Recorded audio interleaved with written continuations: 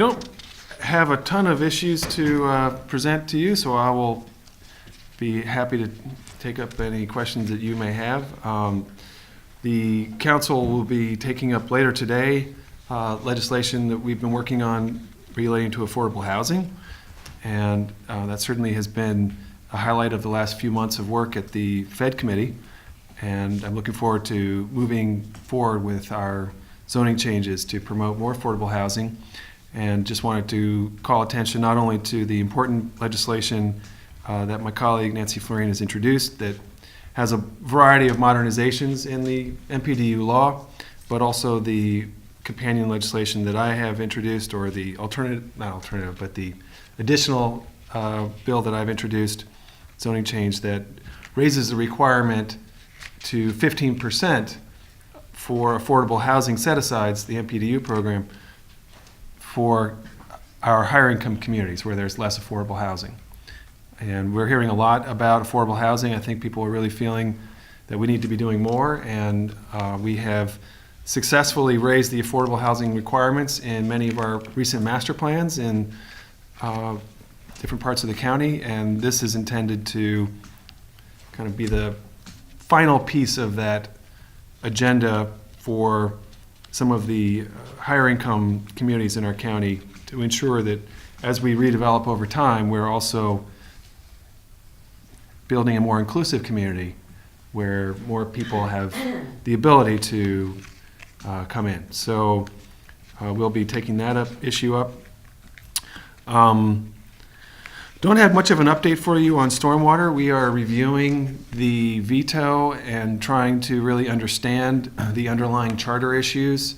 It's a very complex issue, and so you may have questions about it, but just wanted to let you know right off the bat we're reviewing that very carefully and trying to reach an understanding about what that action implies or means and how that aligns with the charter. So it's some work to do there. And now I'll open it up for your questions. In regards to the MPDU bill, is that still tied to farms rates in schools? It is presently. We're reviewing whether there could be an alternative approach that would achieve the same goal. I certainly think that tying it to farms rates makes a lot of sense. People, we know that the children from families that live in these programs, when they are able to attend a low poverty school, that they have terrific outcomes, they really succeed. And providing access to a child from a moderate income family to a low poverty school is it is the most effective way to help that child get on the upwardly mobile path with their educational opportunities. So we know that works. If there is another way to achieve the same outcome, my colleagues have requested alternative approaches to achieve the same outcome, and so I'm certainly open to other approaches, but I think the ending place would be the same for me. So we're going to see what alternatives might exist. When you said you were reviewing the charter issues with stormwater management veto, what do you mean by that? Well, it's just a complicated issue. We've never seen this before. It's certainly been a long time. The line item veto, and there are just complicated issues about what it could mean. So I'll just say the council's review of the charter is not yet of the veto is not yet complete. We are still going through that, and we have yet to understand fully what we think it means to issue a line item veto of a program such as this. So are you reviewing that he has the authority to issue this veto, or what the veto specifically means? Both. Okay. So the county executive may not have the authority to... Well, all I can say is we're reviewing it. I'm not going to say he doesn't. All I'm saying is we're reviewing it. Who would make that determination? That's an interesting question. It's part of the review.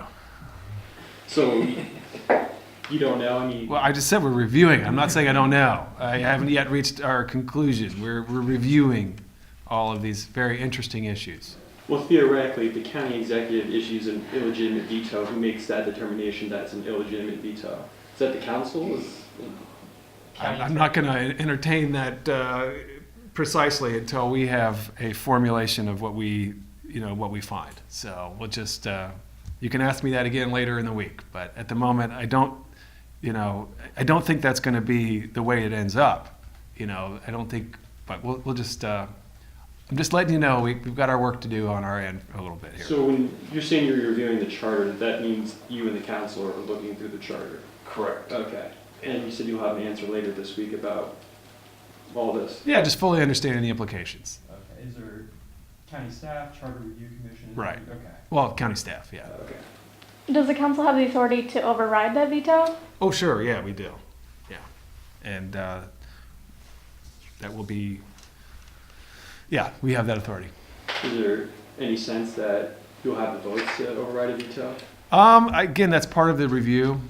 So at the moment, I would say, we're still deciding whether that is an action that we would want to take.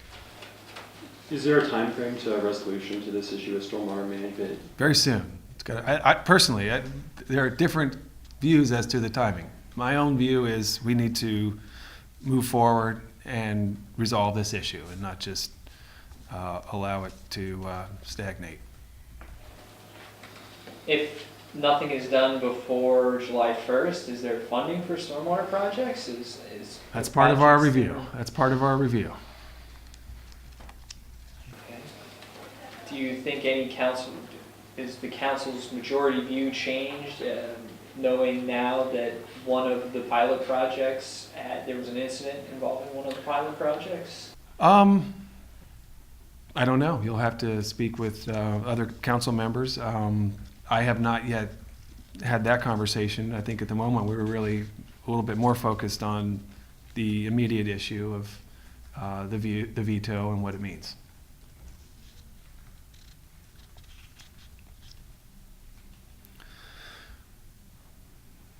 Okay, Doug, anything? You don't have to, it's fine. All right, thank you for your time today. Appreciate it.